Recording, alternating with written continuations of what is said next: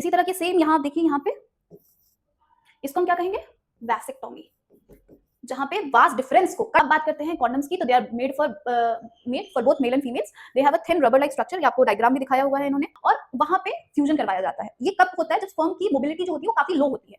Hello students, कैसे हैं आप लोग? मैं क्वांटम लर्निंग से आपकी बायोमेंटल स्तुति मैम, और जैसा कि आप लोग जानते हैं कि हमारी बैक बेंचर सीरीज चल रही है, और ये है हमारे बैक बेंचर सीरीज का दूसरा टॉपिक, रिप्रोडक्टिव हेल्थ। अब बेटा रिप्रोडक्टिव हेल्थ है क्या चीज? तो बहुत सारे लोग कहेंगे कि रिप्रोडक्शन से रिलेटेड हेल्थ है या हेल्दी रिप्रोडक्शन का प्रोसेस है। तो अभी अभी हमने पढ़ा था कि ह्यूमन रिप्रोडक्शन कैसे होता है। अब इसमें बहुत सारे, आपको पता होगा कि कुछ साल पहले तक क्या होता था ना, कि ये सारा टॉपिक पढ़ाया ही नहीं जाता था, ये सारे टॉपिक्स के बारे में बताया ही नहीं जाता था। इसकी वजह से आज भी देखो बहुत सोशल स्टिग्मा है सोसाइटी में रिप्रोडक्टिव हेल्थ को लेकर। ये चैप्टर जैसे ही खुलता है वैसे ही लोग कहते हैं हो क्या पढ़ रहा है, हाय राम। इवन घर में भी ना बच्चे अगर डायग्राम वायग्राम खोल के खड़े हो जाए, बैठ जाए, तो फिर जैसे ही पेरेंट्स आते हैं वैसे उनको पेज पलटना पड़ जाता है, इतना सोशल स्टिग्मा इस चीज को लेकर। तो इस सोशल स्टिग्मा को हटाने के लिए हमने क्या, हमारी एनसीईआरटी ने क्या किया, इवन हमारे एजुकेशन सिस्टम ने क्या किया कि उन्होंने चैप्टर्स इंट्रोड्यूस करवाना शुरू किए। और इन्हीं में से एक चैप्टर है जो कि आपको बताएगा, हेल्थ के बारे में तो हम सब जानते हैं, हेल्थ के बारे में भी हम पढ़ेंगे भी आगे, ह्यूमन हेल्थ एंड डिजीजेस में, लेकिन रिप्रोडक्शन से रिलेटेड हेल्थ बहुत ही स्टिग्मेटाइज टॉपिक है बेटा ये। और इसी स्टिग्मेटाइज टॉपिक को सॉल्व करेंगे हम इसके बारे में एजुकेशन फैला के, और that is what we are doing, we are carrying on the sex education, जो कि सबको पता होनी चाहिए। क्योंकि आप अक्सर देखोगे कि जिस बारे में हमको नहीं पता होता ना, उस बारे में हम इंफॉर्मेशन लेना चाहते हैं, क्योंकि ह्यूमन नेचर है क्यूरियोसिटी का। और जब हम इंफॉर्मेशन लेते हैं तो कई बार हमको सही इंफॉर्मेशन मिलती है, कई बार गलत इंफॉर्मेशन मिल जाती है। तो इन दैट केस क्या होता है कि अब अगर सही मिल गई तब तो भाई चलो बहुत बढ़िया है, लेकिन अगर गलत इंफॉर्मेशन मिल गई तब क्या होगा, तब नुकसान है। तो इसलिए हम इस चैप्टर को बहुत अच्छे से पढ़ेंगे, और वैसे भी बोर्ड्स में आपके चैप्टर से प्रॉपर क्वेश्चन आता है, एटलीस्ट 5 नंबर का क्वेश्चन आता ही आता है। तो अब बात करते हैं reproductive health, what is reproductive health. अब जैसा कि मैंने बताया, बहुत सारे लोग बहुत सारा अंदाजा लगाते हैं कि what is reproductive health, reproduction से रिलेटेड हेल्थ है या हेल्दी रिप्रोडक्शन का प्रोसेस है। तो बहुत सारे लोग अंदाजा लगाते हैं, लेकिन हमारे WHO ने इसके लिए एक पूरा अपना डेफिनेशन दे दिया कि according to the world health organisation, reproductive health means a total wellbeing in all aspect of reproduction, that is physical, emotional, behavioural and social. अब फिजिकल वेलबींग क्या होगा, emotional, behavioural and social wellbeing क्या है? Physical का मतलब है ये सारा कुछ रिप्रोडक्शन के एस्पेक्ट में है, ठीक है, मतलब रिप्रोडक्टिव ऑर्गन के एस्पेक्ट में। फिजिकल का मतलब कि reproductive organs,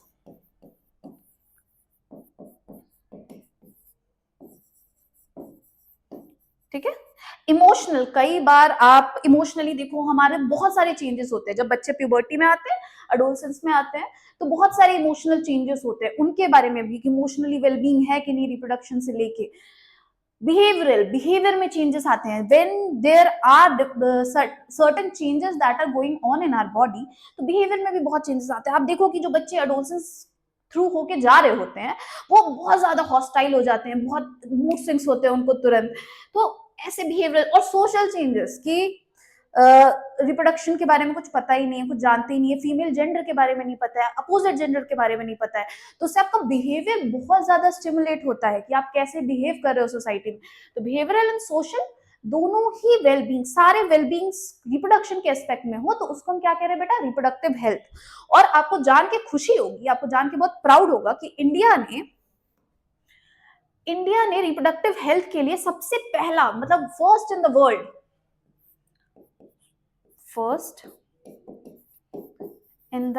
one of the first in the world family planning reproduction health programme निकाला था, जिसको क्या कहते हैं, जो कि कब निकाला गया था, 1951 में। किस ईयर में बेटा, 1951 में। रिप्रोडक्टिव हेल्थ प्रोग्राम का नाम क्या था, reproduction and child health care programme, ठीक है। ये reproduction and child health care programme या RCH, इसके अलग अलग एजेंडास थे। जैसे कि इसका सबसे पहला एजेंडा क्या था, RCH कहता था कि हमको किस पे ध्यान देना है, हमको फैमिली प्लानिंग पे ध्यान देना है। और ये फैमिली प्लानिंग पे ध्यान कैसे दिलवा रहे थे, ये फैमिली प्लानिंग के बारे में एजुकेट करना है थ्रू स्लोगन्स, और साथ में डिफरेंट मीन्स से, चाहे वो रेडियो हो गया, टीवी हो गया, अलग अलग मीन्स के थ्रू, थ्रू स्लोगन्स और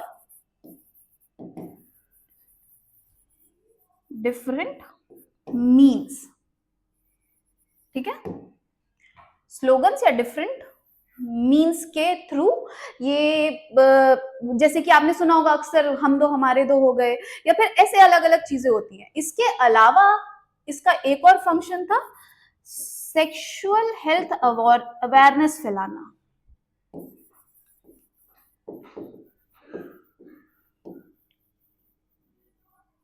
सेक्सुअल हेल्थ अवेयरनेस फैलाना, इसके अलावा सेक्स एजुकेशन को इंट्रोड्यूस करना। जो ये आप चैप्टर पढ़ रहे हो ये भी आरसीएच प्रोग्राम के ही अंडर में आता है, जहां पे बच्चों को सेक्स एजुकेशन के बारे में बताया जाता है, सेक्स एजुकेशन के बारे में एक्नॉलेज करवाया जाता है। तो सेक्स एजुकेशन के बारे में बताना, इसके अलावा बैनिंग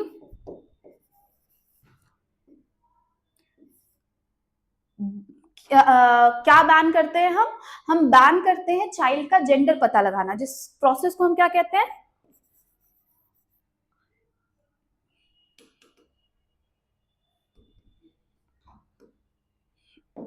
जिस प्रोसेस को हम क्या कहते हैं, एमनियोसिंथेसिस कहते हैं।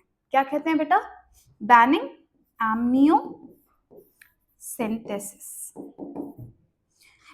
इसके अलावा और क्या था कि सेक्स रिलेटेड क्राइम्स पे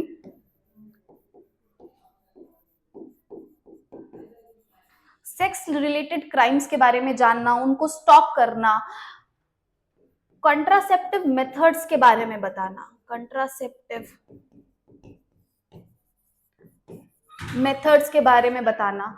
उसके अलावा हम क्या जानते हैं कि इनका और क्या फंक्शन था कि ये सोशल स्टिग्मा दूर करने के भी काम में आ रहे थे। जितना आपको सेक्स एजुकेशन के बारे में पता होगा उतना सोशल स्टिग्मा दूर होगा, तो ये सोशल स्टिग्मा रिलीज करने के भी काम में आ रहे थे। इसके अलावा इसी के अंदर प्रोड्यूस हुआ था फर्स्ट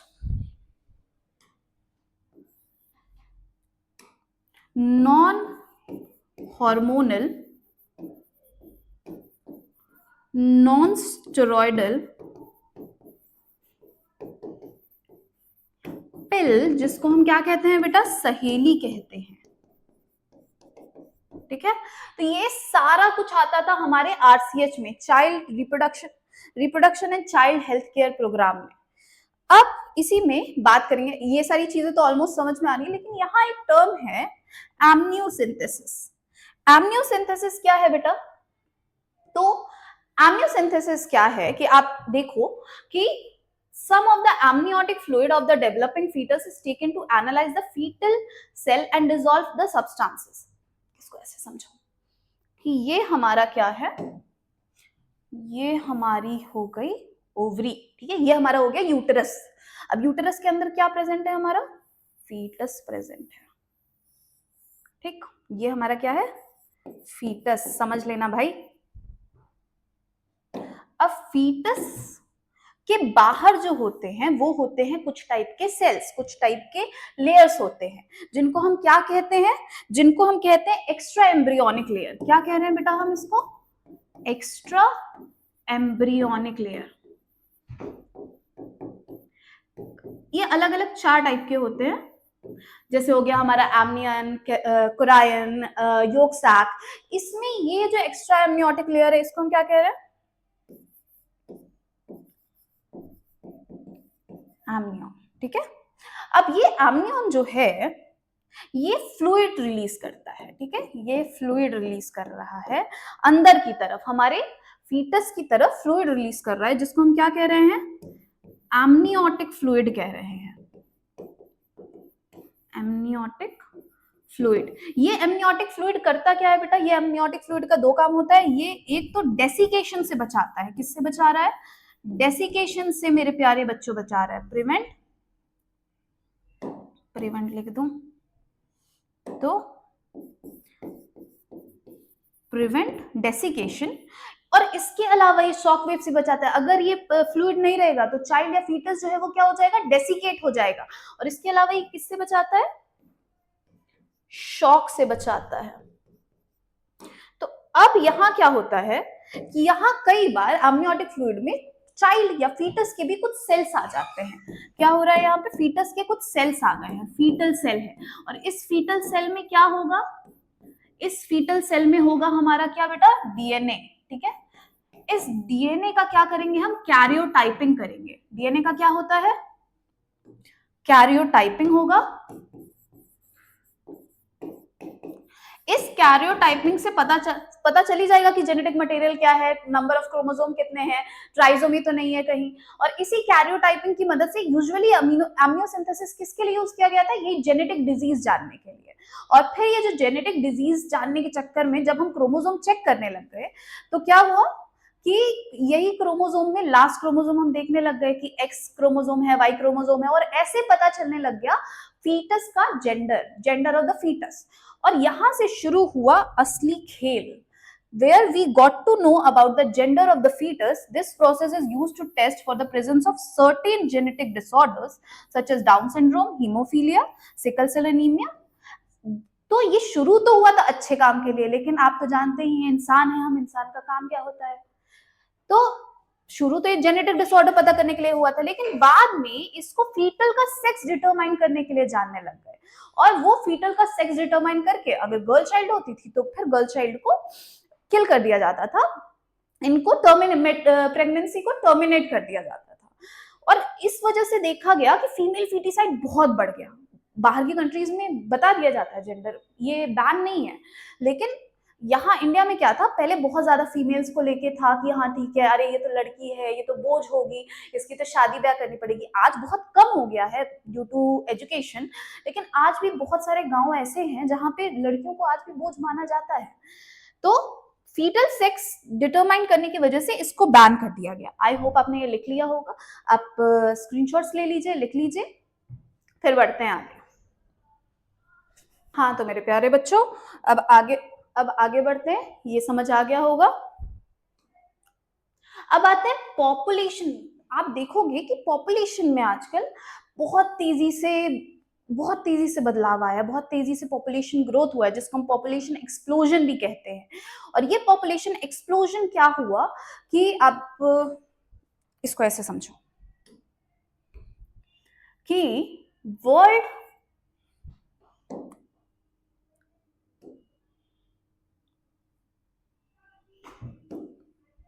ठीक है,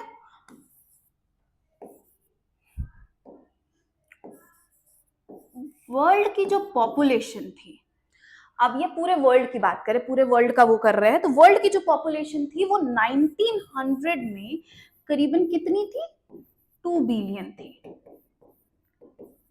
वाइल ये 2000 में ठीक 100 साल बाद ये बढ़ के कितनी हो गई, 3 गुना हो गई, दैट इज 6 बिलियन।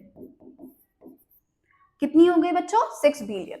वहीं अगर इंडिया की बात करें, यहाँ पे 2 टर्म्स हम निकालेंगे, दूसरा क्या हो गया हमारा, इंडिया की बात करें तो इंडिया की जो पॉपुलेशन थी वो अराउंड 2000 में कितनी थी, 1 बिलियन थी। अगर इसको इससे कंपेयर करें तो every 1 person in every 6 person there was 1 Indian.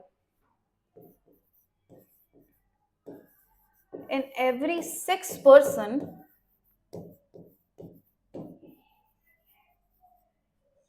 there was 1 Indian. इसको ऐसे समझो कि पूरी दुनिया में 6 बिलियन लोग हैं, जिसमें से 1 बिलियन छोटे से देश हमारे इंडिया में ही बसे हुए हैं। तो ये पॉपुलेशन बहुत तेजी से एक्सप्लोड हुई, which was not very good. क्योंकि आप देखो कि जैसे जैसे पॉपुलेशन बढ़ती है वैसे वैसे क्या होता है बेटा कि रिसोर्सेस कम होने लग जाते हैं, रिसोर्सेस कम होने लग जाते हैं, रहने के लिए जमीन कम पड़ जाएगी, पीने के लिए पानी कम पड़ जाएगा। तो अब बारी है ये, और ये अचानक से इतना एक्सप्लोजन हुआ कैसे, तो रीजंस क्या थे इस एक्सप्लोजन के, एक्सप्लोजन के रीजन थे कि हमारी हेल्थ केयर अच्छी हो गई, health increase in health care facility. इसके अलावा क्या हुआ, अब हेल्थ केयर अच्छी होगी तो ऑब्वियसली मोर्टेलिटी रेट क्या हो जाएगी, कम हो जाएगी।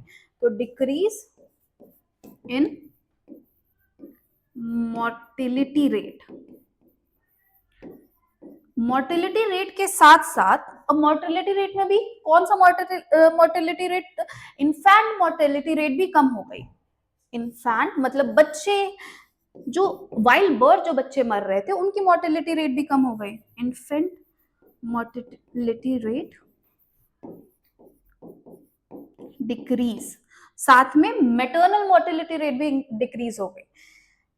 इसके अलावा आप देखो कि जब आप इंडिया की पॉपुलेशन देखोगे तो आपको पता चलेगा कि इंडिया की पॉपुलेशन में मेजर पॉपुलेशन जो है वो कैसी है, रिप्रोड्यूसिंग पॉपुलेशन है। मेजर पॉपुलेशन कैसी है, तो अब रिप्रोड्यूसिंग होने से क्या मतलब है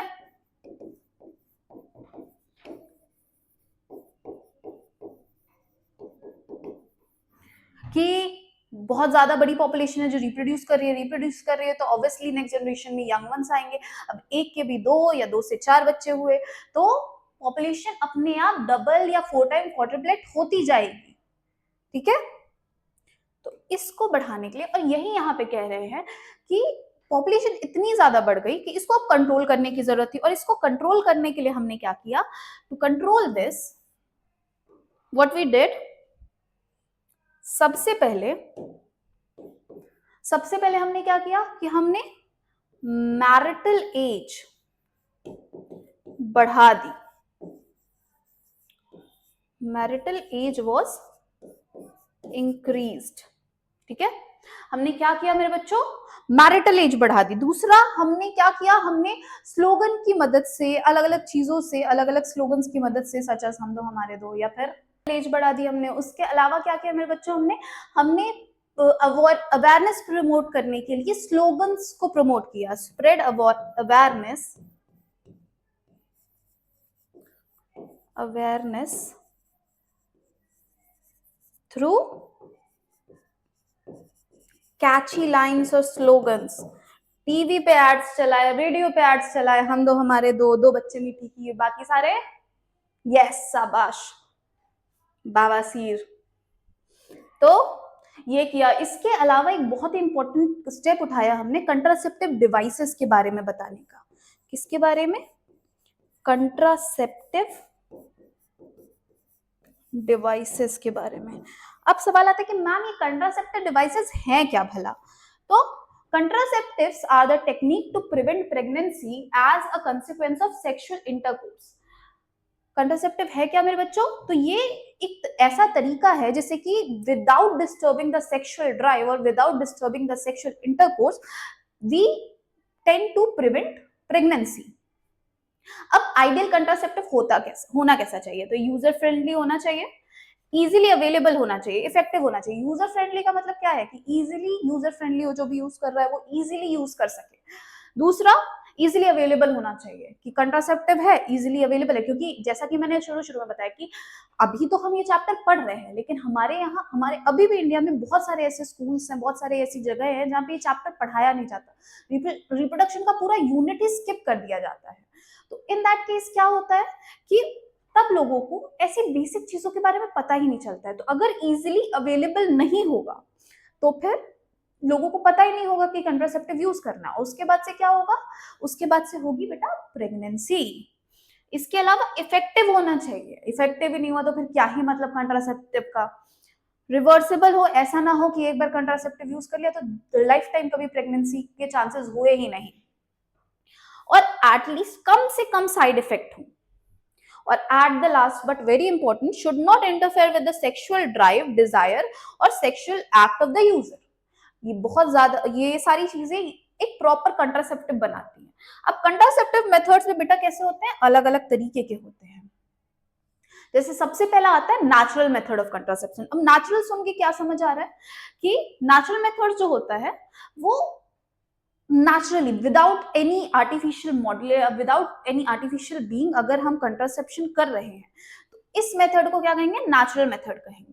अब natural method works on the principle of avoiding chances of ovum sperm meeting. 3 type के कंट्रासेप्टिव्स होते हैं मेरे बच्चों। सबसे पहले आते हैं नेचुरल मेथड,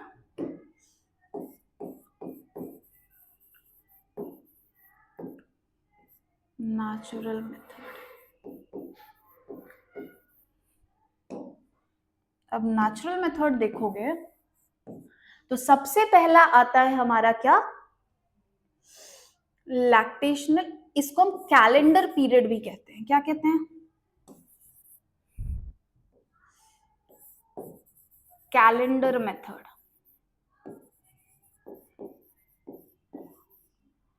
कैलेंडर मेथड के अलावा भी इसका नाम है, क्या नाम है इनका? Periodic abstinence.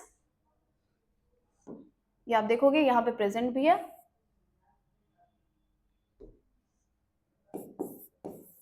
पीरियोडिक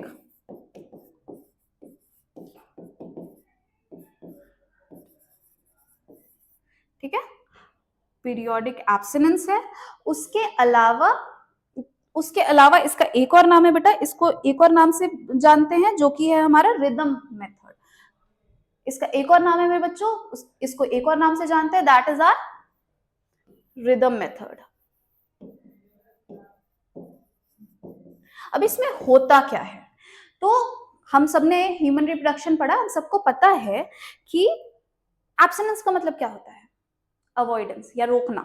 तो हम सबको पता है कि there is a time period, ठीक है। हमारा फीमेल का जो मंथली एक्सपीरियंस होता है वो कितने दिन का होता है, हमारा 1 to 28 डेज का होता है। अब इस 1 to 28 डेज में एट द 14th डे,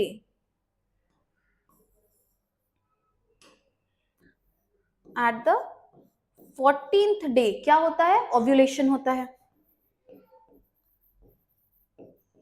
अब इस ओव्यूलेशन वाले दिन, 14वें दिन जब ओव्यूलेशन हो रहा है, तो स्पर्म अगर ना जाए तो ओवम रिलीज, क्योंकि सिंपल है कि फर्टिलाइजेशन, प्रेगनेंसी कब होगी, जब फर्टिलाइजेशन होगा। फर्टिलाइजेशन कब होगा, जब स्पर्म एंड ओवम दोनों मिलेंगे, जब फ्यूज होंगे, तो फर्टिलाइजेशन क्या होगा। अब सोचो जरा कि मतलब ऐसे तो इन जनरल हम कहते हैं कि 14 से 2 दिन पहले भी हो सकता है और 2 दिन बाद भी हो सकता है, ठीक है। 2 दिन पहले भी ओव्यूलेशन हो सकता है, ऐसा पक्का तो नहीं है कि 14वें दिन ही जाके ओव्यूलेशन हो जाएगा। तो 2 दिन पहले भी हो सकता है, 2 दिन बाद भी हो सकता है। और हमको पता है कि अगर सपोज लेट्स इमेजिन कि अगर 10वें दिन ओवम का रिलीज हुआ, अगर 10वें दिन ओवम का रिलीज हुआ तो ovum can survive for 2 days, right. या फिर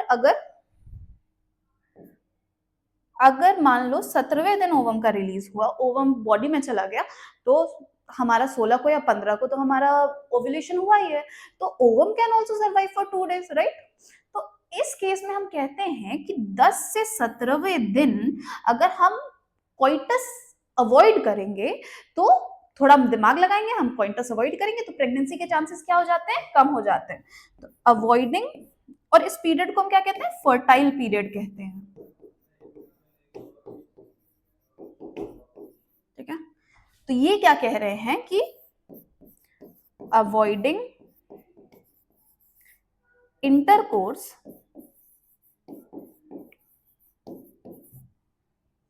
in the fertile period,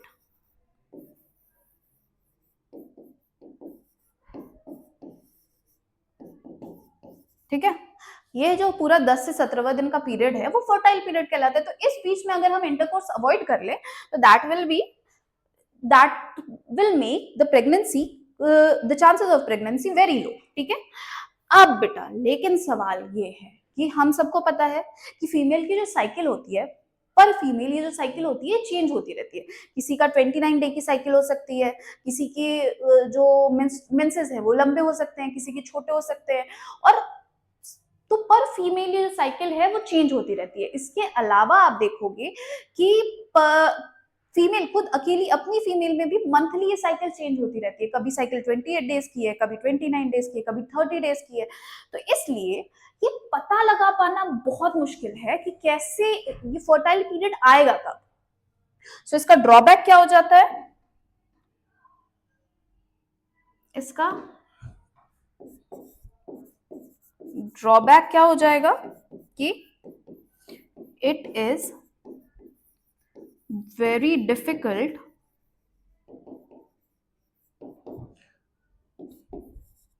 to decide the fertile period.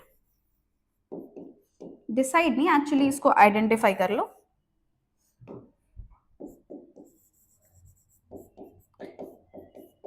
Identify the fertile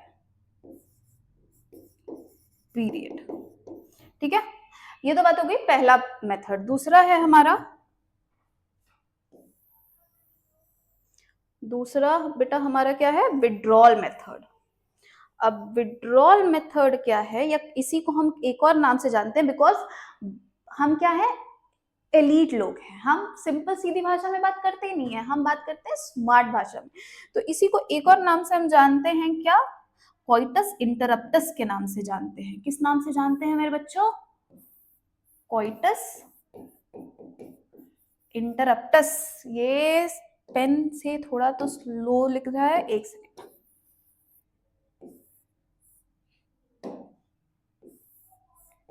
दूसरा मेथड है हमारा क्या, कोइटस इंटरप्टस. एक मिनट जरा ये देखा है.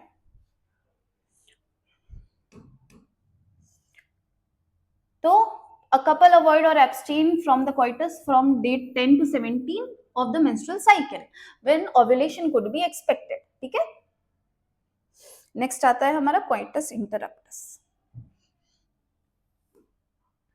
कोइटस इंटरप्टस जहां पे मेल पार्टनर जो है,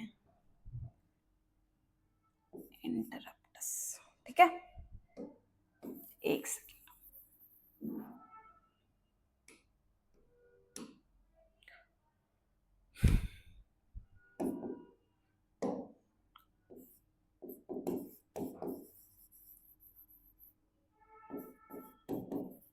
ठीक है, ये हो गया हमारा कोइटस इंटरप्टस. इसी को हम एक और मेथड से जानते हैं सिंपल भाषा में, withdrawal method.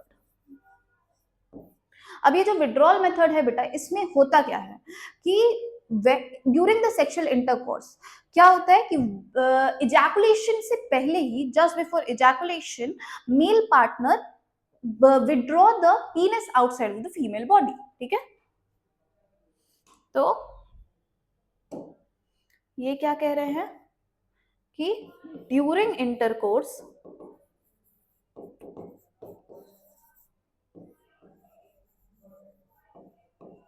During intercourse male partner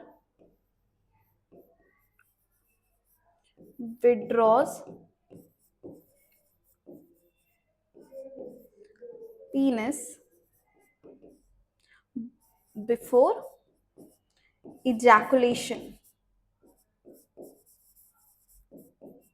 ठीक है, तो ये तो बात हो गई कि ये विड्रॉल मेथड क्या होता है. लेकिन बेटा विड्रॉल मेथड में ना बहुत ज्यादा ही मेल पार्टनर को सेल्फ कंट्रोल चाहिए होता है, जो कि नॉर्मली ऐसा पॉसिबल है नहीं. और दूसरी चीज ये भी है, ये तो कह रहे हैं कि इजैकुलेशन से तुरंत पहले निकालना होता है, लेकिन जो प्री इजैकुलेटरी फ्लूइड जाता है, इन्होंने ये नहीं बताया कि प्री इजैकुलेटरी फ्लूइड में भी हमारे स्पर्म होते हैं, जो कि इसको बहुत ही ज्यादा फेल मेथड बताता है कि ये बहुत इजीली फेल हो जाएगा. ठीक है, तो इसका विड्रॉल क्या हो जाएगा हमारा, withdrawal I am writing with grey. Drawback क्या है,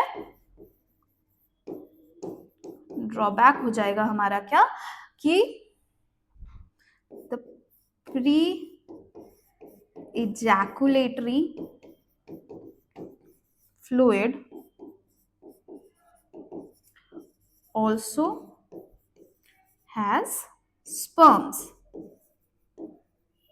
ठीक है, प्री इजैकुलेटरी फ्लूइड में भी स्पर्म होता है, तो अगर इजैकुलेशन से पहले निकाल भी दिया तो भी प्री इजैकुलेटरी फ्लूइड, ये अजम्पशन करते हैं कि सीमेन में ही से स्पर्म है, तो अगर इजैकुलेशन से पहले निकाल भी दिया तो प्री इजैकुलेटरी फ्लूइड कहीं ना कहीं फीमेल के रिप्रोडक्टिव ट्रैक्ट में पहुंच जाता है, तो there are still chances for pregnancy या फिर फर्टिलाइजेशन. नेक्स्ट आता है हमारा क्या मेरे बच्चों, तीसरा natural method which is our lactational amenorrhoea. इसको जरा हम देखेंगे तो लैक्टेशनल एमिनोरिया क्या बता रहा है कि ovulation and therefore the cycle do not occur during the period of intense lactation following parturition.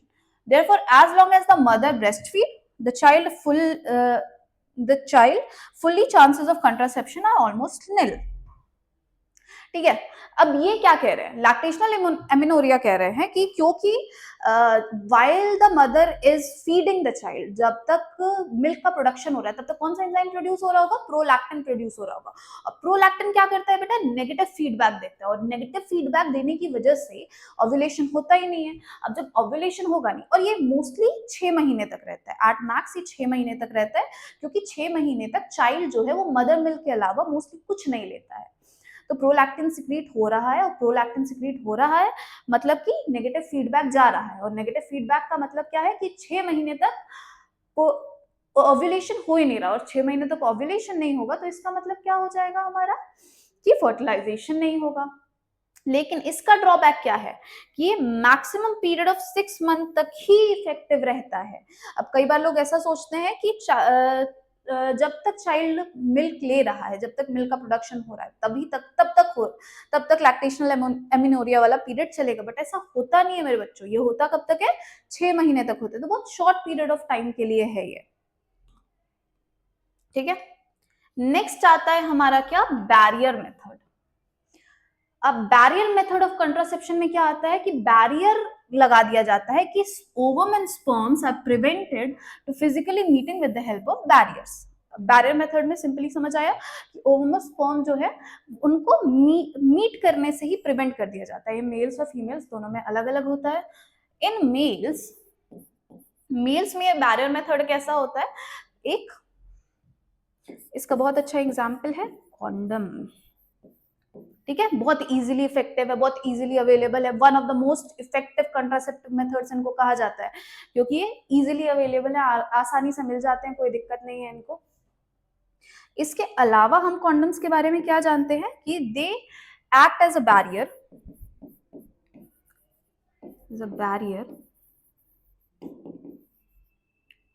होते कैसे हैं ये, अ थिन लेटेक्स और रबर लाइक कवरिंग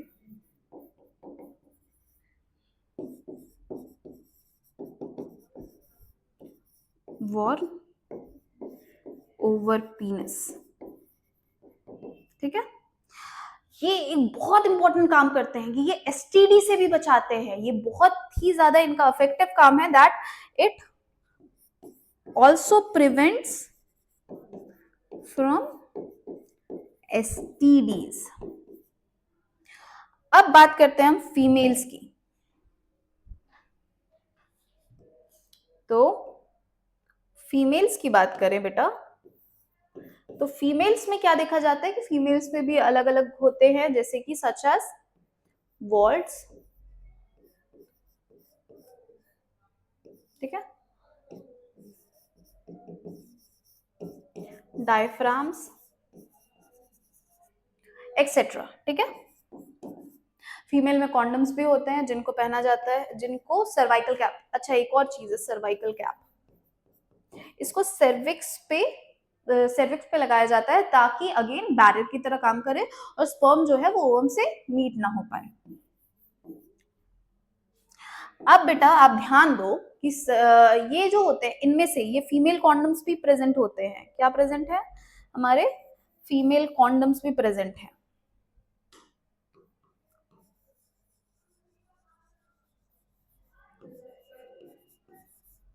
अब ये जो फीमेल कॉन्डम्स हैं बेटा, कुछ ऐसे बैरियर मेथड्स होते हैं जिनको एक ही बार यूज किया जा सकता है। For example are all of this and this can only be used a single time. It can only be used as single time. While ये हमारे ये सारे जितने भी हैं वो मल्टीपल टाइम्स यूज हो सकते हैं। मल्टीपल टाइम नहीं तो मोर देन वन टाइम तो यूज हो ही सकते हैं। अब बात करते हैं कॉन्डम्स की, तो they are made for both male and females. They have a thin rubber like structure. ये आपको डायग्राम भी दिखाया हुआ है इन्होंने। ठीक है, तो made up of rubber latex sheet cover the penis in the male and vagina and cervix in the female, so that the ejaculated semen would not enter into the female reproductive tract. Additional benefit इनका होता है कि ये STI से बचाते हैं, STDs या STI दोनों एक ही चीज है। बहुत अच्छा कॉमन एग्जाम्पल जो दिया गया है, जो आपकी NCERT ने दिया है, वो है निरोध। ये आपके एग्जाम में पूछा हुआ था, नीट के एग्जाम में भी पूछ लेता है ये, तो इसको जरा ध्यान दीजिएगा। Diaphragms, cervical caps and vault, ये फीमेल्स के लिए होते हैं, रीयूजेबल होते हैं। अगर आप इनको स्पर्मिसाइडल क्रीम्स, जेलीज, ऐसी चीजों के साथ यूज करेंगे तो मोर इफेक्टिव होंगे। स्पर्मिसाइडल क्रीम्स क्या होती है? स्पर्म को किल करने वाली, तो ये ज्यादा इफेक्टिव होते हैं। इनका डायग्राम दिया हुआ है, आप देख लो बेटा, ये diaphragm, cervical cap and vault cap, ये सब हमारे सर्विक्स और वेजाइना के पास लगती हैं। Next comes are IUDs. IUD बहुत इंपॉर्टेंट है मेरे बच्चों। ये आईयूडीज जो होते हैं वो सबसे पहली चीज कि ये इंट्रायूटेराइन डिवाइसेस होते हैं। इनको मेडिकल एक्सपर्ट के थ्रू ही इंसर्ट किया जाता है, इनसाइड द यूटेरस इंसर्ट किया जाता है थ्रू वेजाइना। सबसे ज्यादा इफेक्टिव मेथड से सबसे ज्यादा फेवरेबल मेथड जो फीमेल्स यूज करती हैं वो हमारा आईयूडी ही है। अब 3 टाइप के आईयूडीज होते हैं, non medicated, copper releasing and hormone releasing. ठीक है, अगर अब एक एक करके अगर हम समझें तो नॉन मेडिकेटेड का एग्जांपल है लिपेज लूप। ये क्या करता है मेरे बच्चों? तो हम देखें, आईयूडीज सबसे पहला आता है नॉन मेडिकेटेड। इसमें कौन आ जाएंगे हमारे? इनमें आ जाएंगे हमारे क्या? Lipase loop. ये हमारे इम्प्लांटेशन को प्रिवेंट करता है, ठीक है, प्रिवेंट इम्प्लांटेशन। लेकिन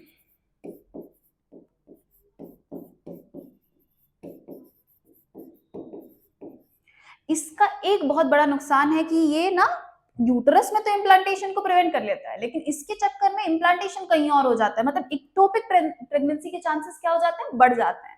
तो ड्रॉबैक इसका क्या हो जाता है कि इंक्रीज द चांसेस ऑफ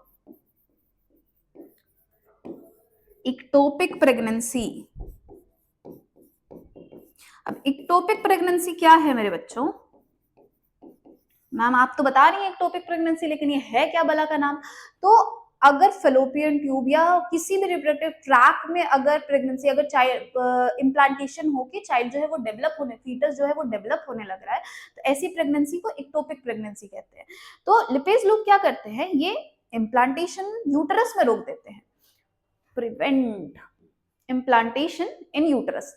लेकिन इनके चक्कर में क्या होता है? दूसरी जगह का इम्प्लांटेशन बढ़ जाता है। दूसरा हमारा क्या है?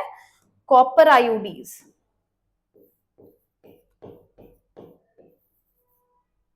कॉपर आयोडी का बेटा देखो बहुत सिंपल सा है कि ये जो होते हैं ये डिक्रीज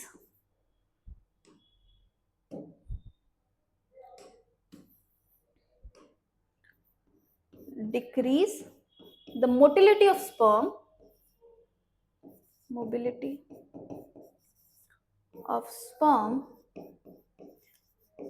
पहुंच ही नहीं पाएगा, ये इनका जो मोटिलिटी है उनको डिक्रीज कर देते हैं। इसके अलावा ये क्या करते हैं कि इनका दूसरा तरीका होता है कि ये फर्टिलिटी भी डिक्रीज कर देते हैं, डिक्रीजेस द फर्टिलिटी।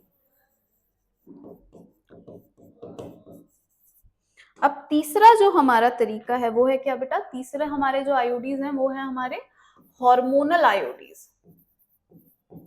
अब आप जहां पे भी, चाहे वो हार्मोनल पिल्स हो, हार्मोनल आयोडीज हो, हार्मोनल इम्प्लांट हो, हर जगह इनका मोड ऑफ एक्शन जो है वो सेम ही रहता है, ये इनका मोडस ऑपरेंडी सेम है। तो हार्मोनल आयोडीज करते क्या है कि या तो ये हमारे यूटरस को इतना हॉस्टाइल बना देंगे कि कि इम्प्लांटेशन या प्रेगनेंसी पॉसिबल ही नहीं हो पाएगी। तो पहली चीज ये क्या करते हैं? Makes the uterus hostile. ठीक है, यूटरस को इतना हॉस्टाइल बना देंगे कि प्रेगनेंसी हो ही नहीं पाएगी। या दूसरी चीज क्या करते हैं? ये प्रोजेस्ट्रॉन सिक्रीट करते हैं। प्रोजेस्ट्रॉन क्या देगा? नेगेटिव फीडबैक देगा, और नेगेटिव फीडबैक से क्या होता है मेरे बच्चों? ओव्यूलेशन नहीं होता है। तो ये ओव्यूलेशन को प्रिवेंट कर देंगे by giving negative feedback. Release progesterone release progesterone which gives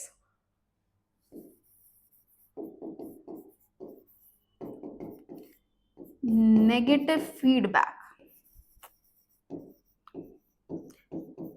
to prevent ovulation. ठीक है, क्या कर देंगे, प्रोजेस्ट्रॉन रिलीज करते हैं जो कि नेगेटिव फीडबैक करते हैं, ओव्यूलेशन होता ही नहीं है. ये लिख लीजिए एक बार स्क्रीनशॉट ले लीजिए, उसके बाद से फिर आगे बढ़ते हैं. हाँ, तो अब बच्चों इतना हो गया. अच्छा, एक और होता है हार्मोनल आईयूडी में कि आइदर हार्मोनल आईयूडीज क्या करते हैं, सर्वाइकल म्यूकस को इतना ज्यादा थिक कर देते हैं कि स्पर्म इंटर ही नहीं हो पाता. तो एक और चीज लिख लीजिएगा, cervical mucus become thick so that sperm cannot enter. कहाँ एंटर नहीं कर पाएगा, यूटरस में एंटर नहीं कर पाएगा. चलिए अब आगे देखते हैं. इसके बाद से ये तो हो गए हमारे यूटेराइन डिवाइसेस. आप देख लो, ये यूटेराइन डिवाइसेस क्या करते हैं, ये आप देखो कॉपर रिलीजिंग आयोडीज हैं. ये क्या कर रहे हैं कि स्पर्म जैसे ही इनके कांटेक्ट में आ रहा है वैसे ही इनका मोटिलिटी भी कम हो जा रहा है और साथ में क्या कम हो जा रहा है, इनका फर्टिलिटी का रेट भी कम हो जा रहा है. ठीक, मल्टीलोड हो गया, मल्टीलोड 375. कॉपर रिलीजिंग आयोडी के और भी एग्जांपल हैं, CUT, कॉपर टी, कॉपर 7 और मल्टीलोड 375. इसके अलावा ये सारे एग्जांपल, ये सारे डिवाइसेस जो हैं वो आपके इंट्रायूटेराइन के ही हैं. अब आते हैं ओरल कंट्रासेप्टिव पिल्स, OCP. ठीक है, ये OCP अगेन हार्मोनल है. तो हार्मोनल का अभी हमने पढ़ा कि क्या क्या इसके मेथड्स होते हैं. ये दो टाइप की पिल्स होती हैं बेटा. एक तो हो गया हमारा मिनी पिल, इसको कहते हैं प्रोजेस्ट्रॉन पिल को, इसको मिनी पिल्स कहते हैं, और इसको कॉम्बिनेशन पिल्स कहते हैं. मिनी पिल्स में सिर्फ प्रोजेस्ट्रॉन की पिल्स होती हैं जहां पे प्रोजेस्ट्रॉन अगेन नेगेटिव फीडबैक देता है. नेगेटिव फीडबैक से ओव्यूलेशन ही नहीं होता है, ओवम रिलीज ही नहीं होगा. ओवम रिलीज नहीं होगा तो फिर तो कोई बात ही नहीं है. और प्रोजेस्ट्रॉन ईस्ट्रोजन में भी ऐसा ही सिमिलर ही कुछ होता है, जहां पे हमारा आइदर हार्मोनल है तो आइदर क्या होगा कि हमारा जो यूट्रस है वो बहुत हॉस्टाइल हो जाएगा, जिसकी वजह से स्पर्म का सर्वाइवल बहुत कम हो जाएगा, फैगोसाइटोसिस होने लगता है, या फिर सर्वाइकल म्यूकस जो है वो बहुत थिक हो जाता है. पिल्स को कैसे एडवाइस किया जाता है लेने को, कि सपोज ये हमारा जो है, ये हमारा पिल्स का पूरा वो है. ठीक है, तो इसमें 1 2 3 4 5 6 7 8 9 10 11 12 13 14 15 16 17 18 19 20 21. ठीक है, क्योंकि हम यूजुअली देखते हैं कि हमारा जो 7 दिन का हमारा जो मेंस्ट्रुअल साइकिल है, हमारी जो मंथ है मेंस्ट्रुअल साइकिल की, वो 28 डेज की हम लेते हैं. तो इसीलिए एडवाइस किया जाता है कि 20 डेज का पीरियड हम खाते हैं और उसके बाद से फिर मेंस्ट्रुअल साइकिल के टाइम पे हम छोड़ देते हैं, फिर 7 डेज का गैप देते हैं और फिर ये रिपीट करते हैं. लेकिन ये बहुत ज्यादा कंफ्यूजिंग हो रहा था. अच्छा, इसके ड्रॉबैक्स भी ऐसे ही होते हैं कि अगर क्योंकि हार्मोनल पिल्स और हार्मोन थोड़े से भी हिले डुले तो साइड इफेक्ट बहुत ज्यादा हो जाते हैं. तो इनके बहुत ज्यादा हाई साइड इफेक्ट के चांसेस होते हैं.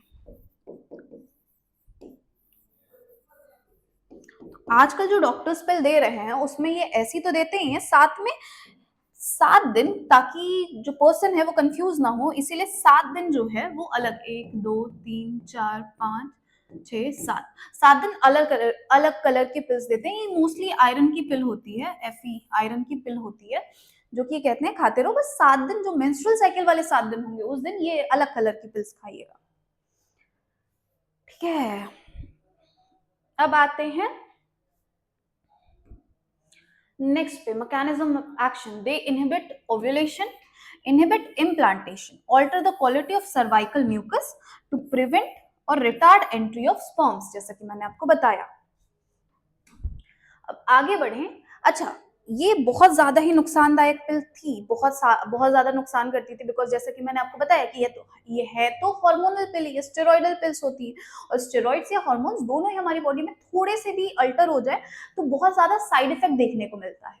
तो इस समस्या को सुलझाने के लिए क्या किया गया है कि हमारे CDRI जो कि लखनऊ में है, इन्होंने बनाई सहेली।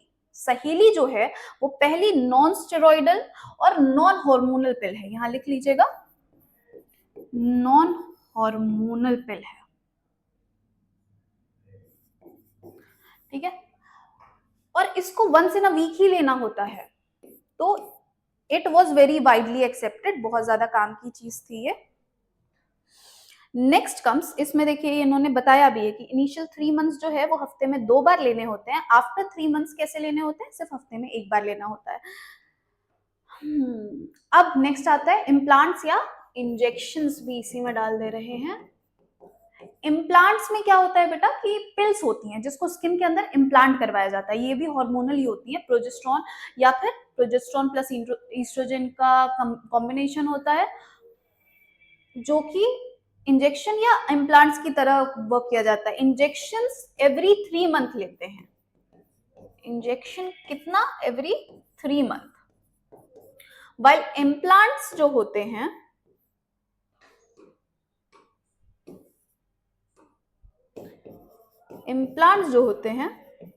वो कितने हैं बेटा, कुछ इम्प्लांट्स 5 ईयर के लिए भी आते हैं, कुछ 3 इयर्स के लिए भी आते हैं, 3 और 5 इयर्स के लिए आते हैं। Mode of action is similar that of pill, और इनका जो टाइम होता है वो पीरियड जो होता है वो काफी ज्यादा लंबा होता है, तो पिल्स की तरह रोज रोज लेने का कोई दिक्कत नहीं है, कोई झमेला नहीं है। अब आते हैं इमरजेंसी कॉन्ट्रासेप्टिव। अच्छा, अब ये तो बात हो गई, ये सारी चीजें हो गई।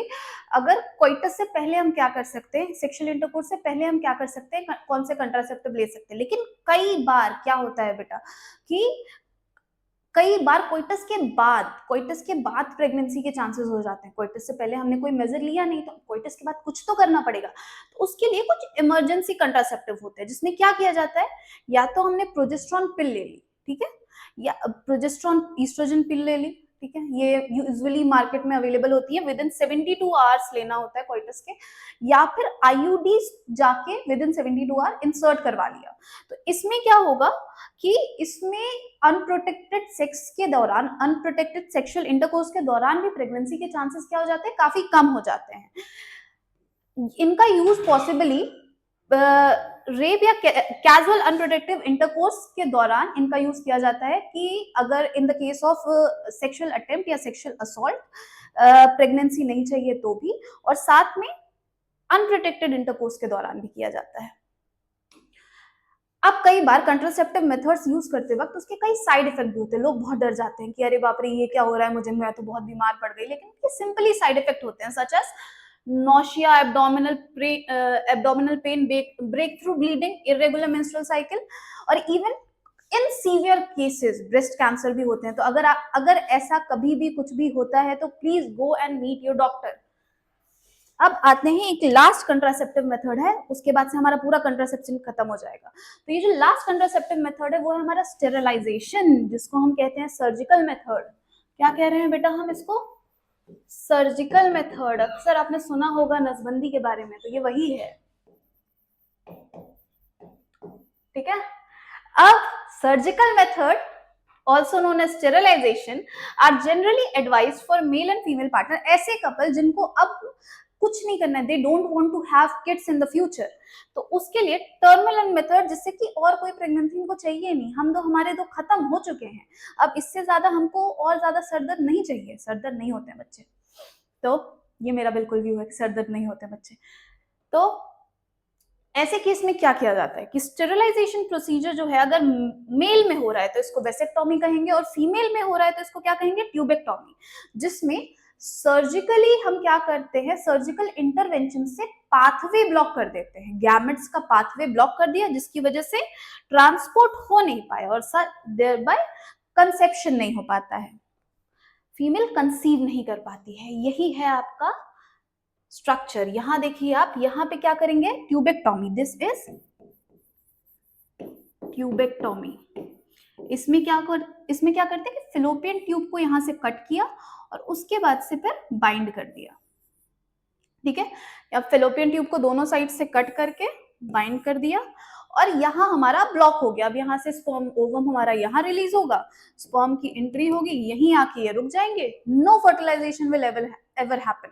ये नॉन रिफ्लेक्सिबल तरीके का वो है, इसको वापस से रिफ्लेक्स नहीं किया जा सकता, इसको वापस से रिवर्सिबल नहीं किया जा सकता, ये इरिवर्सिबल है। इसी तरह के सेम यहाँ आप देखिए, यहाँ पे इसको हम क्या कहेंगे, वैसेक्टोमी, जहां पे वास डिफरेंस को कट करके बाइंड कर दे रहे हैं हम, ठीक है। स्पर्म बाहर निकल ही नहीं पाएंगे, निकल नहीं पाएंगे तो पहुंच नहीं पाएंगे, पहुंच नहीं पाएंगे तो प्रेगनेंसी हो नहीं पाएगी, ठीक है। In vasectomy, small part of vas deferens is removed or tied up through a small incision on the scrotum. यहाँ देखिए, यहाँ पे स्क्रोटम में इंसिजन लगाया और वास डिफरेंस को कट करके बाइंड कर दिया। वहीं in the tubectomy, a small part of the fallopian tube is removed or tied through a small incision of the abdomen through vagina. ये इफेक्टिव होती हैं, लेकिन इनकी रिवर्सिबिलिटी पॉसिबल होती है बहुत केसेस में, बहुत सीवियर केसेस में, कि सर्जरी करके और ग्राफ्टिंग करके और उसके बाद से फिर वो करवा दिया जाए, लेकिन बहुत रिवर्सिबिलिटी पुअर होती है, लोग यूजुअली ऑप्ट नहीं करते। अब इन केस अगर प्रेगनेंसी हो गई है, लेकिन इसमें क्या हुआ है मैं बच्चों, कि जेनेटिक डिजीज हो गया चाइल्ड को, या फिर कोई प्रॉब्लम है कंसेप्शन में, तो इन दैट केस क्या किया जाता है, medical termination of pregnancy, that is MTP. MTP को हम क्या कहते हैं, वॉलेंट्री टर्मिनेशन भी कहते हैं, इंटेंशनल और वॉलेंट्री टर्मिनेशन। प्रेगनेंसी के फुल टर्म में आने से पहले अगर हम टर्मिनेट करवा लेते हैं प्रेगनेंसी को, तो इसी को हम इंड्यूस्ड एबॉर्शन भी कहते हैं। नाउ गवर्नमेंट ऑफ इंडिया ने इसको 1971 में लीगलाइज कर दिया था, और 2017 में इसके अंदर अमेंडमेंट आया था, इसको अमेंड किया गया था, ठीक है। तो सिंपल मतलब है, बहुत सारे लोगों को लगता है कि एमटीपी जो है वो इलीगल है, अबॉर्शन जो है वो इलीगल है, बट नहीं। 18 साल की उम्र के बाद से abortion is fully legal, but इसके साथ कुछ क्लॉज भी आते हैं, जो कि है कि MTP can be done within the first 12 week of the pregnancy. 12 weeks का मतलब फर्स्ट ट्राइमेस्टर में एमटीपी किया जा सकता है, सिर्फ एक रजिस्टर्ड प्रैक्टिशनर के ओपिनियन के साथ। लेकिन अगर 12 वीक से ज्यादा हो गया है, अल्टीमेटली इसकी हार्ड लिमिट जो है वो 24 वीक्स है, लेकिन अगर 12 वीक से ज्यादा हो गया है और 24 वीक से अभी भी कम है, क्योंकि 24 वीक के बाद से MTP is not advise, should not be done. लेकिन अगर 24 वीक से कम है और 12 वीक से ज्यादा हो गया है, तो फिर क्या होगा यहाँ पे, कि 2 रजिस्टर्ड मेडिकल प्रैक्टिशनर का ओपिनियन लिया जाता है, उसके बाद से ही करते हैं। एमटीपी का बहुत ज्यादा मिसयूज है अमीनोसिंथेसिस करवाने के बाद से। अगर फीमेल चाइल्ड डिटेक्ट हुई है तो उसके लिए बहुत ज्यादा एमटीपी करवाना शुरू कर दिया गया था। ये कब होता है, बर्थ डिफेक्ट के चांसेस, जब पहले अमीनोसिंथेसिस में अगर हमको कोई भी जेनेटिक डिजीज के बारे में, जेनेटिक डिफेक्ट के बारे में पता चल गया, तो उस केस में हम एमटीपी करवा सकते हैं। और यहाँ पे ये देखिए अमनियोटिक फ्लूइड है, इसी अमनियोटिक फ्लूइड को इंजेक्शन के थ्रू निकाल लिया जाता है, और यहाँ पे चाइल्ड या फीटस के सेल्स होते हैं जिनको डिटेक्ट करके, जिनको पढ़ के, और हम इनका पता लगाते हैं कि सारे डीएनए के पार्टिकल्स जो हैं, सारे डीएनए क्रोमोसोम जो हैं वो सही है कि नहीं है। अब नेक्स्ट हमारा टॉपिक है, लास्ट के 2 टॉपिक बचे हैं बच्चों बस। तो नेक्स्ट हमारा टॉपिक है सेक्सुअली ट्रांसमिटेड इन्फेक्शन। इसी को हम क्या कहते हैं, वेनेरियल डिजीजेस भी कहते हैं, या आरटीआई, रिप्रोडक्टिव ट्रैक्ट इन्फेक्शन। अब आरटीआई डायरेक्ट इन्फॉर्मेशन नहीं है, ये क्या है, रिप्रोडक्टिव ट्रैक्ट इन्फेक्शन है। अब ये है क्या, तो मैंने कई बार बताया, बायो में आधी से ज्यादा चीजें कैसे समझ आ जाती हैं, नाम से। तो ऐसे इन्फेक्शन जो कि सेक्सुअल ट्रांसमिटेड हो, सेक्सुअली इंटरकोर्स के दौरान ट्रांसमिट हो रहे हो, ऐसे इन्फेक्शंस को हम क्या कहते हैं बेटा, सेक्सुअली ट्रांसमिटेड इन्फेक्शंस या रिप्रोडक्टिव ट्रैक इन्फेक्शन कहते हैं। कुछ कॉमन एग्जांपल्स हैं हमारे, gonorrhoea, syphilis, genital herpes, chlamydiasis, genital warts, trichomoniasis और हेपेटाइटिस बी। इसमें से मोस्टली जो है वो क्या है, ट्रीटेबल है, except for hepatitis B, genital herpes and HIV. इसको ट्रिपल एच के से आप याद कर सकते हो। बाकी सारी जितने भी बैक्टीरियल डिजीज है उनको एंटीबायोटिक्स देके इनिशियल फेज में ही अगर पता लग जाए तो इनिशियल फेज में ही वो क्यूर हो जाते हैं। अब ये अलग अलग टाइप के होते हैं। एसटीडीज होते कैसे हैं? तो एसटीडीज बेटा ऐसे नहीं होते हैं कि बस सेक्सुअल इंटरकोर्स कर लिया और एसटीडी हो गए, नहीं, ये वेक्टर्स के थ्रू होते हैं। फॉर एग्जाम्पल हमारा गोनोरिया और सिफिलिस कैसा है? बैक्टीरियल है, ये भी फिर हमारा HIV से होता है एड्स, ये क्या है? हमारे वायरल हैं, ठीक है। हेपेटाइटिस बी जो है वो भी हमारा क्या कहा जाता है? इसको भी हमारा वायरल ही कहा जाता है। अब आते हैं इसके मोस्टली कॉमन जो इन्फेक्शंस के टाइप होते हैं। अब टाइप इन्फेक्शन है तो उसके सिम्टम्स भी होंगे, और सिम्टम्स क्या होते हैं मेरे बच्चों? पेल्विक इन्फ्लेमेटरी डिजीजेस देखे जाते हैं। मतलब अगर एसटीडी हो गया है तो उसमें क्या क्या देखने को मिलेगा? तो pelvic inflammatory disease, pelvic region में इन्फ्लेमेटरी डिजीजेस देखने को मिलेंगे। अबॉर्शन मतलब बिफोर चाइल्ड स्टिल बर्थ हो जाता है, अबॉर्शन हो जाता है, चाइल्ड सस्टेन ही नहीं कर पाता है। स्टिल बर्थ मतलब टाइम से पहले ही बच्चा जो है वो मरा हुआ पैदा हुआ है। एक्टोपिक प्रेगनेंसी, इनफर्टिलिटी, और कई बार in extreme cases cancer in the reproductive tract. और इसको अवॉइड कैसे किया जा सकता है? अननोन पार्टनर या मल्टीपल पार्टनर से सेक्स अवॉइड करना, सेक्सुअल इंटरकोर्स को अवॉइड करना विथ मल्टीपल पार्टनर या अननोन पार्टनर। मल्टीपल पार्टनर इसलिए because you don't know what someone is going through, what someone is suffering from. Always try to use condom during coitus, क्योंकि अभी हमने पढ़ा था कि condom is the only method which prevents STD from happening.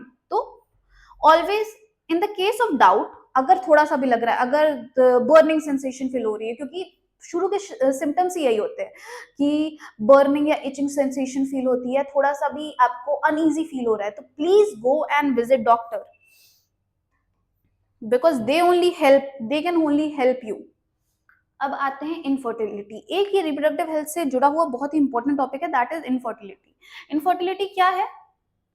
कि एक ऐसी situation, एक ऐसा फिनोमेना जहां पे a couple is not able to conceive a child और a foetus is known as infertility.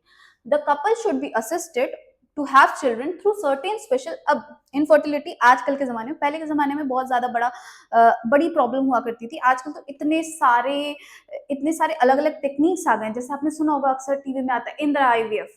तो ये जो टेक्निक्स हैं इनको हम क्या कहते हैं? असिस्टेड रिप्रोडक्टिव टेक्नोलॉजी कहते हैं, जिसकी मदद से आज इनफर्टिलिटी को बहुत हद तक डिमिनिश कर दिया गया है। बहुत सारी प्रॉब्लम्स लोगों की सॉल्व हो जाती हैं इनकी वजह से। सबसे पहला आता है हमारा इन विट्रो फर्टिलाइजेशन या आईवीएफ, इंट्रा आईवीएफ अभी मैंने बताया। इसमें क्या होता है कि फीमेल और मेल स्पर्म से ओवा को कलेक्ट कर लिया जाता है, मतलब ova and sperms are collected. Male से क्या कलेक्ट हो जाएगा? मेल से स्पर्म एंड फीमेल से ओवा कलेक्ट हो जाएगा। फिर इनको एक लेबोरेटरी में इनसाइड अ लैब इनको फर्टिलाइज करवा दिया जाएगा। इसको हम इन विट्रो भी कहते हैं, इन विट्रो इसी को हम टेस्ट ट्यूब बेबी भी कहते हैं, क्योंकि ये बॉडी के आउटसाइड फर्टिलाइजेशन हो रहा है, ठीक है। अब यहाँ पे क्या हो जाएगा? जाइगोट का फॉर्मेशन होगा। जाइगोट, फिर जाइगोट डिवाइड होने लगता है, ठीक है। जाइगोट डिवाइड होकर जब 8 ब्लास्टोमियर स्टेज पे पहुंचेगा तो इसको फिलोपियन ट्यूब में ट्रांसफर कर दिया जाता है। यहाँ पे 2 टेक्निक्स हैं। सबसे पहला, अगर जाइगोट डिवाइड होके 8 सेल स्टेज पे पहुंचा तो इसको फेलोपियन ट्यूब में ट्रांसफर कर दिया जाता है, ट्यूब, और इसको हम क्या कहते हैं? जिफ्ट कहते हैं। क्या कहते हैं? Gift, zygote intrafallopian transfer. दूसरा हमारा क्या होगा कि ये सीधा जाइगोट जो है वो 8 ब्लास्टोमियर स्टेज पे पहुंचा, मतलब मोरुला स्टेज पे पहुंचा, ठीक है। ये किस स्टेज पे पहुंचा? मोरुला। और उसके बाद से फिर इसको कहा? यूटरस में ट्रांसफर किया जाता है, ठीक है। यूटरस में ट्रांसफर करेंगे और इसको हम क्या कहेंगे? आईयूटी कहेंगे, इंट्रा यूटराइन ट्रांसफर। इस टेक्निक को हम क्या कह रहे हैं बेटा? IUT, intra uterine transfer. ठीक है, तो ये तो बात हो गई हमारे आईयूटी और जिफ्ट की। एक और तरीका होता है इन वीवो फर्टिलाइजेशन, जहां पे क्या किया जाता है, जहां पे फीमेल की बॉडी के अंदर ही हम स्पर्म्स को पहुंचा देते हैं और वहां पे फ्यूजन करवाया जाता है। ये कब होता है, जब स्पर्म की मोबिलिटी जो होती है वो काफी लो होती है। इसको ऐसी फीमेल्स को जो कंसीव नहीं कर पाती है उनमें गैमेट्स को पहुंचा के और उसके बाद से फिर कंसीव करवाने में हेल्प किया जाता है। ठीक है, तीसरा एक और तरीका है सरोगेसी। सरोगेसी में क्या होता है कि सपोज कई बार क्या है कि हम ये जो अभी जैसे बताया हमने कि हार्मोनल आयोडीज में क्या होता है कि यूटरस की हॉस्टिलिटी बढ़ जाती है, ठीक है, वो हॉस्टाइल हो जाता है। तो इस हॉस्टाइल सिचुएशन में, ये हॉस्टाइल सिचुएशन बहुत लंबे समय तक सोचो रह गई, ठीक है, हमारा यूटरस बहुत हॉस्टाइल है, वो चाइल्ड को कंसीव ही नहीं कर पा रहा है, इम्प्लांटेशन ही नहीं हो पा रहा है। तो इन दैट केस क्या होगा कि हम एक दूसरी फीमेल में गैमेट को ट्रांसफर कर देते हैं। एक मदर एंड फादर से हमने उनके गैमेट्स ले लिए, इसका जाइगोट बना दिया हमने और उसको फिर दूसरी फीमेल में ट्रांसफर कर दिया, ठीक है, और इस फीमेल को हम सरोगेट मदर कहते हैं। ये यूजुअली लीगल एग्रीमेंट के थ्रू होता है कि लास्ट में सरोगेट मदर पीछे ना हट जाए, ठीक है। Gift, ovum collected from a donor is transferred into the fallopian tube of another female who cannot produce one but can provide suitable environment for the fertilization. Gift का मतलब ये क्या है बेटा, गैमेट इंट्राफेलोपियन ट्रांसफर, गैमेट्स का transfer fallopian के अंदर। तो इसमें क्या होता है कि ओवम किसी डोनर से कलेक्ट करके उसके बाद से उसको फीमेल में डाल दिया जाता है। यूजुअली जो डोनर होती है वो कैसी होती है, वो फर्टाइल होती है और उसको ऐसी फीमेल में डाला जाता है जो कि खुद तो प्रोड्यूस नहीं कर सकती है लेकिन वो एक प्रॉपर सुटेबल एनवायरनमेंट प्रोवाइड करवा सकती है फर्टिलाइजेशन के लिए। एंड ये है हमारा इंट्रासाइटोप्लाज्मिक स्पर्म इंजेक्शन। इसमें क्या है मेरे बच्चों कि स्पर्म को सीधा हमारा एग के अंदर इंजेक्ट कर दिया जाता है। ये भी स्टिल ऐसे इस केस में होता है जब स्पर्म की मोटिलिटी काफी लो होती है। और एट द लास्ट आता है हमारा आर्टिफिशियल इंसेमिनेशन, जिसको हम एआई भी कहते हैं। वो आर्टिफिशियल इंटेलिजेंस नहीं है मेरे बच्चों, क्या आर्टिफिशियल इंसेमिनेशन। इस टेक्निक में क्या होता है, सीमेन या तो हस्बैंड से या फिर एक हेल्दी डोनर से कनेक्ट कर लिया जाता है। आपने विकी डोनर देखी होगी ना, वो भी इसी से रिलेटेड थी। तो हेल्दी डोनर से आर्टिफिशियली कलेक्ट करके और उसके बाद से इसको वजाइना में इंट्रोड्यूस करवा दिया जाता है। उसके बाद से स्पर्म अपना मूव करते हुए जाएगा और वो आगे फर्टिलाइजेशन कर देगा। ये किस केस में होता है, जहां पे मेल पार्टनर इंसेमिनेट नहीं कर पाते हैं या फिर इनका स्पर्म काउंट बहुत लो होता है ड्यूरिंग एजैकुलेशन। इसको इंट्रायूटेराइन इंसेमिनेशन भी कहते हैं। अब आते हैं सवाल जवाब पे। आई होप आपको ये पूरा टॉपिक समझ आया होगा। आई होप कि इसमें कोई कंफ्यूजन नहीं होगी। फिर भी अगर आपको कोई कंफ्यूजन है तो डू कमेंट, हम जरूर आपके कंफ्यूजन को सॉल्व करेंगे, ठीक है। तो सबसे पहला आता है, give a short note on the misuse of amniocentesis techniques. Amniocentesis क्या था, अगेन अमीनोसिंथेसिस क्या है बेटा, ये पता लगाने की टेक्निक थी कि हमारे क्रोमोसोम कैसे हैं, लेकिन इसका क्या हुआ, इसका अनबॉर्न फीमेल फीटस को किल करने के लिए, ये पता लगाने के लिए यूज होने लगा कि चाइल्ड का जेंडर क्या है, और अल्टीमेटली फिर फीमेल फीटस को किल करने के काम में आने लग गया ये, और इसीलिए बाद में इसको गवर्नमेंट ने बैन भी कर दिया था। Why do some women use सहेली पिल्स? सहेली अब क्या था, सहेली एक नॉन हार्मोनल नॉन स्टेरॉइडल पिल है। तो ये यूजुअली क्या होता है, हार्मोनल पिल्स या स्टेरॉइडल पिल्स जो होती है उनका काफी एडवर्स इफेक्ट होता है और उनको पूरे महीने में 21 दिन लेना होता है, which can be quite confusing sometimes. तो इसीलिए some womens use Saheli as a contraceptive because it is non steroidal, ठीक है। इसका असली नाम क्या होता है, सेंट्रोकोमैन नाम है इसका, ठीक है। इसको सिर्फ हफ्ते में एक बार लेना होता है और इसकी हाई कंट्रासेप्टिव वैल्यू भी है। Describe lactational amenorrhoea method of birth control. अब लैक्टेशनल एमिनोरिया क्या था मेरे बच्चों, याद करो तो जरा, याद करिए, जल्दी बताइए, जल्दी जल्दी कमेंट्स करिए जल्दी। सो लैक्टेशनल एमिनोरिया वो टाइम पीरियड होता है जब लैक्टेशन हो रहा होता है, मदर जो है वो चाइल्ड को मिल्क प्रोड्यूस कर रही होती है to keep the child from hunger, ठीक है। तो इसमें क्या होता है कि मेंसुरेशन नहीं हो रहा था, क्योंकि प्रोलैक्टिन रिलीज हो रहा होता है। प्रोलैक्टिन क्या करता है, नेगेटिव फीडबैक देता है, जिसकी वजह से मेंस्ट्रुअल साइकिल नहीं हो रही होती, और इसीलिए यहाँ पे फर्टिलाइजेशन भी नहीं हो सकता। तो इसको बर्थ कंट्रोल की तरह कैसे यूज किया जाता है, क्योंकि ओव्यूलेशन नहीं हो रहा तो फर्टिलाइजेशन तो होगा ही नहीं, और इसमें कोई मेडिसिन या डिवाइसेस यूज नहीं होते हैं, तो इसका कोई साइड इफेक्ट भी नहीं होता। लेकिन क्योंकि ये जो पूरा मेथड है सिर्फ 6 महीने के लिए होता है, तो इसलिए बहुत लॉन्ग टर्म्स का यूज किया नहीं जा सकता है। हाँ, list any 4 characteristic of an ideal contraceptive. अब आइडियल कंट्रासेप्टिव के 4 क्या कैरेक्टरिस्टिक हैं। सबसे पहला कि एक तो भैया ये सेफ होना चाहिए, यूजर फ्रेंडली होना चाहिए। ऐसा नहीं कि आपने ला के दे दिया कोई ऐसा डिवाइस, समझ ही नहीं आ रहा है कि करना क्या है। तो सेफ और यूजर फ्रेंडली हो। दूसरा, इजीली अवेलेबल है। अब सोचो कि डिवाइस हमने कंट्रासेप्टिव चूज कर लिया और वो मिलता है 400 किलोमीटर दूर, तो पॉसिबल है नहीं ना। तो ये कैसा होना चाहिए, इजीली अवेलेबल होना चाहिए। रिवर्सिबल हो। अब ऐसा नहीं कि एक बार यूज कर लिया, दोबारा फिर यूज करने लायक ही नहीं बचे, तो रिवर्सिबल होना चाहिए और साइड इफेक्ट नहीं होने चाहिए। It must be in no way interfere with the sexual drive, desire और the act of the user. ये तो तुम लोग जानते ही हो। Explain the mode of action of copper releasing IUDs as a good contraceptive. How is hormone releasing IUD different from it? तो IUDs usually क्या करते हैं बेटा, ये फैगोसाइटोसिस करते हैं, मतलब सेल को किल कर देते हैं। अब कॉपर रिलीजिंग आयोडीज को इफेक्टिव इसलिए क्यों कहा जाता है, क्योंकि ये कॉपर रिलीज करता है जो कि स्पर्म को सप्रेस कर देता है। स्पर्म की मोटिलिटी या मोबिलिटी दोनों को ही सप्रेस कर देता है। स्पर्म जो है वो मूव ही नहीं कर पाता और सही समय पे पहुंचेगा नहीं, तो फिर फर्टिलाइजेशन कैसे होगा। या फिर स्पर्म की फर्टिलाइजिंग कैपेसिटी को लो कर देता है। अगेन ये भी बहुत दुख की बात हो जाएगी। ऑन द अदर हैंड, आयोडी जो हार्मोनल आयोडीज होते हैं वो यूटरस को अनसुटेबल बना लेते हैं इम्प्लांटेशन के लिए, बहुत हॉस्टाइल, जैसा मैंने बताया बहुत हॉस्टाइल कर देते हैं, सर्विक्स को हॉस्टाइल कर देते हैं।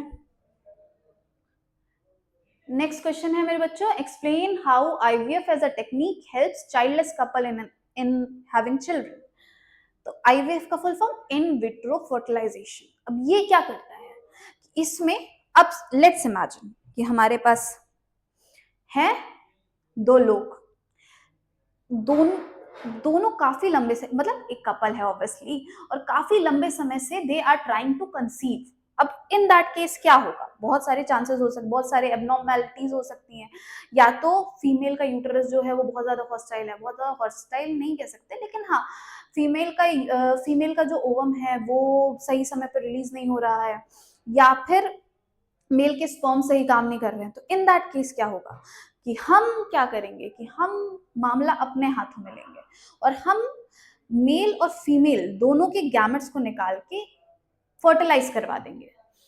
Fusion of ovum and sperm are done outside of the body, body के बाहर फर्टिलाइज करवा के एकदम फुल जाइगोट बना देंगे, और जाइगोट बना के उनको दे देंगे फीमेल के फेलोपियन ट्यूब में ट्रांसफर या फिर यूटरस में ट्रांसफर कर देते हैं, और वहां पे जाके फिर चाइल्ड जो है वो नेचुरली जैसे जैसे फीटस बढ़ता है वैसे बढ़ने लगता है। ठीक है, एक बार इसको पढ़ लीजिए।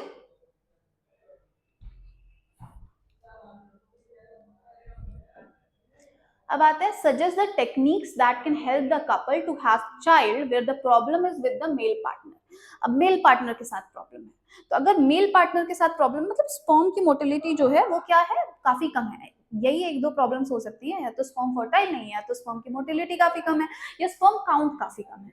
तो इन दैट केस क्या होगा, इन दैट केस हम यूज करते हैं आर्टिफिशियल इंसेमिनेशन। या तो हमने मेल पार्टनर से ही या फिर किसी और डोनर से स्पर्म्स ले लिए और उसको सीधा फीमेल के रिप्रोडक्टिव ट्रैक में इंट्रोड्यूस करवा दिया, और उसको क्या कहेंगे हम, आर्टिफिशियली इंट्रोड्यूस करवा दिया, और इसी को एक और नाम से जानते हैं हम इंट्रा यूटेराइन इंसेमिनेशन। एक और question, a couple where both husband and wife are producing functional gametes but the wife is still unable to conceive is seeking medical aid. Describe any one method that you can suggest. दोनों के gametes सही हैं लेकिन implantation सही नहीं हो पा रहा होगा ऐसे केस में, क्योंकि गैमेट्स तो सही हैं ही, तो फिर एक ही चीज बचती है कि लोग रहने को तैयार है लेकिन घर सही नहीं है। तो इन दैट केस क्या होगा मेरे बच्चों, इन दैट केस होगी सरोगेसी, जहां पे क्या होता है कि हमारे फीमेल और मेल दोनों के गैमेट्स को लेते हैं, जाइगोट फॉर्म करवाते हैं, उसके बाद से किसी और हेल्दी फीमेल की यूटरस में इम्प्लांट कर देते हैं, इसको हम सरोगेट मदर कहते हैं। और वहां पे जाइगोट डिवाइड होता है, एम्ब्रियो बनाता है। After a brief medical examination, a healthy couples came to know. इतना नहीं, चलिए तब ये ऐसे खत्म होता है हमारा चैप्टर। उम्मीद है आपको ये चैप्टर समझ आया होगा, पसंद आया होगा। बाकी मेरे बच्चों मिलते हैं इसी जोश इसी उमंग के साथ अगले एपिसोड में।